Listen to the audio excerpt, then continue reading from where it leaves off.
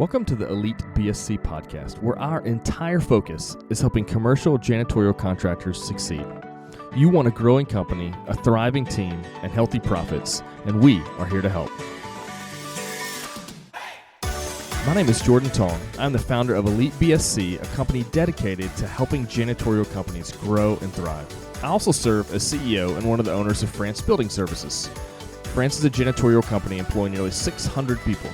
Since 2007, we grew from 1.5 million to more than 20 million in annual revenue and built what I think is one of the best teams in the world.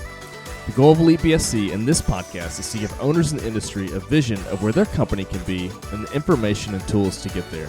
I want to share what I have learned over the years to make this a reality for you.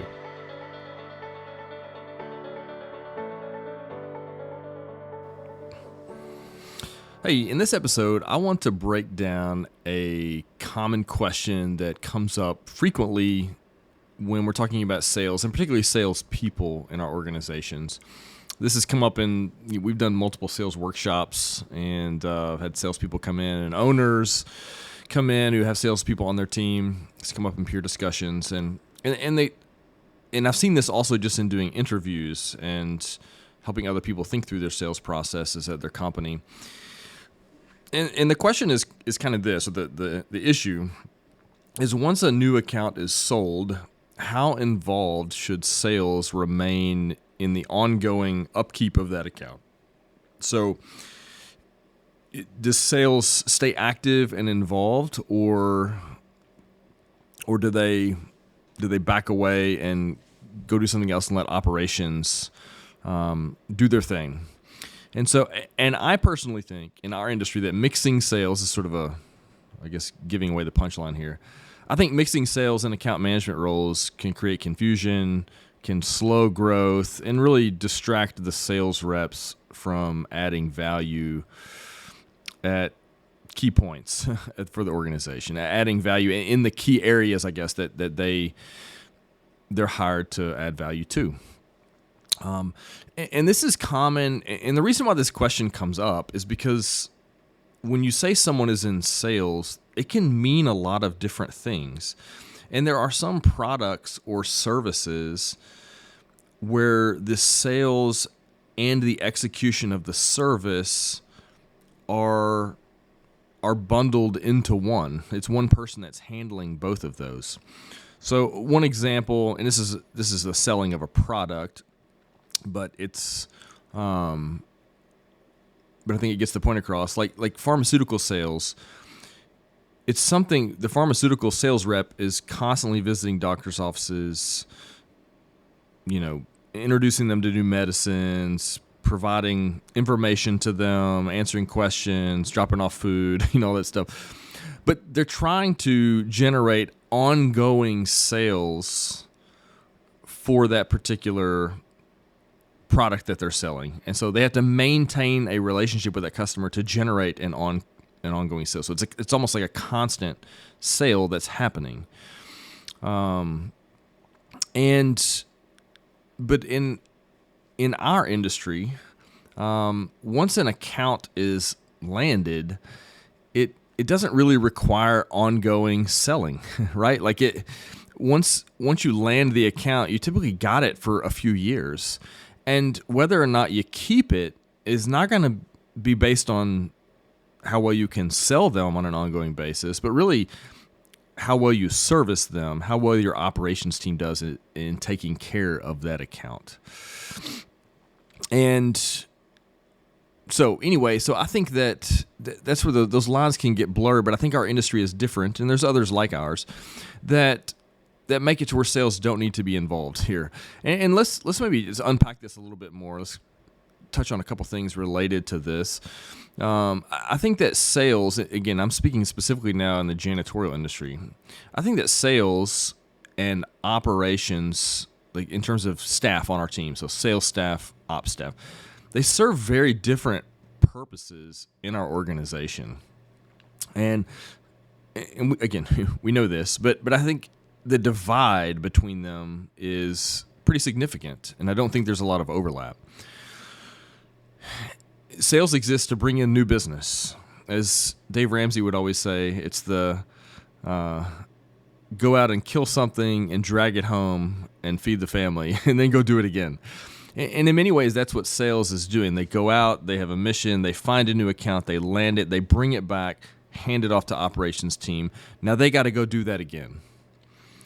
And operations, on the other hand, or account management, their goal is not to bring in new business, but to retain existing business through service quality, good relationships, partnership, that sort of thing.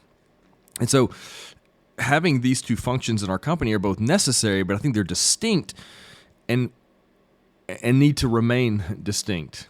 Now, a lot of companies will blur the lines here and have salespeople that are, dipping into operations and they remain there, they stay involved in meetings. And I get the impetus behind this because when you sell an account, the salesperson often does look at, or the customer who's buying from you looks at the salesperson as like, hey, this is my point of contact, and you're selling me this, but I if something goes wrong, you might be the person I call. And so it's understandable that temptation can be there, but we just want to make an effort to hand off and let the customer know we're handing off to the operations team, and they're the ones in the best position to handle any issues that they have, and to not blur these roles. And we'll need to communicate that clearly with clients when that happens. And one of the things that can help in that transition process to, if you find yourself blurring these lines between sales and ops because you feel like your customers are demanding it, is we should bring the operations team in on the sales process so that the prospective customer can start to build a relationship with our ops team so that handoff is smooth relationally as well. So another, way to think about this. So if we say, okay, sales is, those lines need to be drawn pretty clearly, and it's pretty, the things that they do are different in the organization. Here's another way to think about this. The more that sales is involved in operations, the less time that they are spending going after new accounts. So we would call this an opportunity cost. So you might think, well, it's I'm already paying them a salary, they've already made commission, I need their help starting and running this account or whatever. But when they're starting and running an account, and I'm not saying they shouldn't ever be involved in a startup, I think that's certainly okay. But when they're doing operations, they're not doing sales. And so you're missing opportunities. You're missing time invested in sales and marketing that's now being put somewhere else, which inevitably is going to have maybe minimal to maybe major consequences on your sales, depending on how involved the sales are in operations. So, I think that this is, again, a point worth considering, that when you hire someone in sales, you want them selling. You don't want them doing operations. Now, there's, I mentioned here that it might be normal or okay for a salesperson to be involved in job startup. And yes, that is the case. Often our salespeople will be on the front end of a job startup because that's when the handoff happens. And sometimes if the account's big enough, we need just all hands on deck to make it happen. And we want that handoff to be smooth. We want the transition to the new customer to be smooth. And we want the salesperson to be there long enough to ensure that handoff is successful, and then it's their time to back away. Now, one of the ways that we can push towards this happening, you can obviously have it in the job description. You can make sure that you're not requiring out of your salespeople to be doing operations things. But one of the main ways you can help this is just how you structure your compensation plan. And I may have touched on this in the other episode. I can't remember now.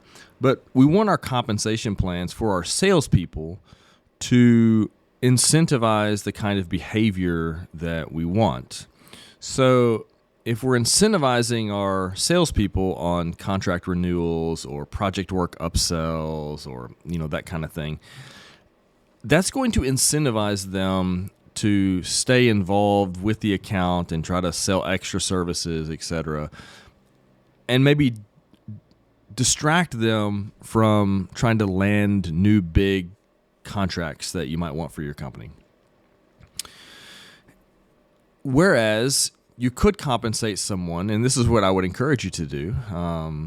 This is what we have done for many years now, is that we only pay commission on the kinds of accounts that we want and the new business that we want. So we're not paying our salespeople for ongoing stuff, like ongoing sales. We're not paying them for one-off sales.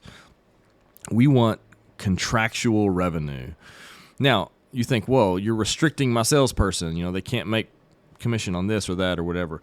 Well, I would just encourage you, find out the stuff you want, like that you really want, and pay really good commission on it. Like, make it worth their while.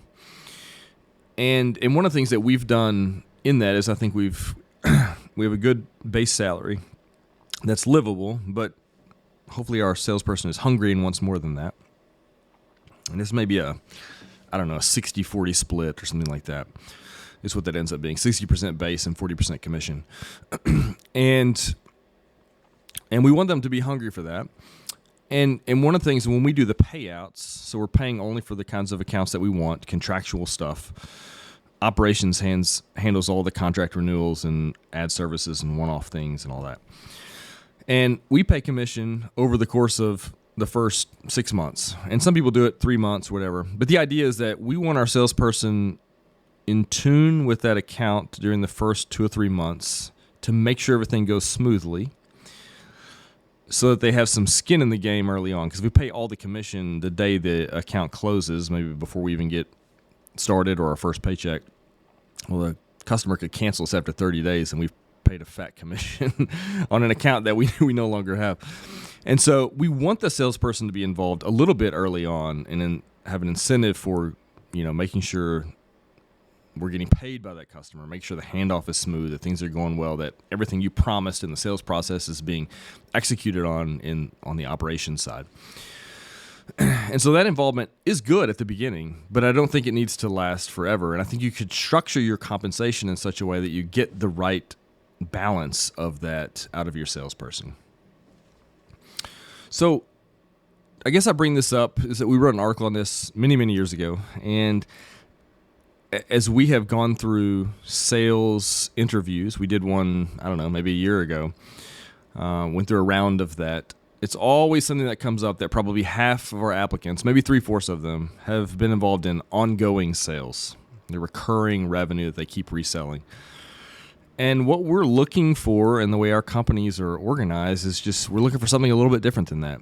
We need somebody that can go out and kill it on one-time big sales and then go do that again.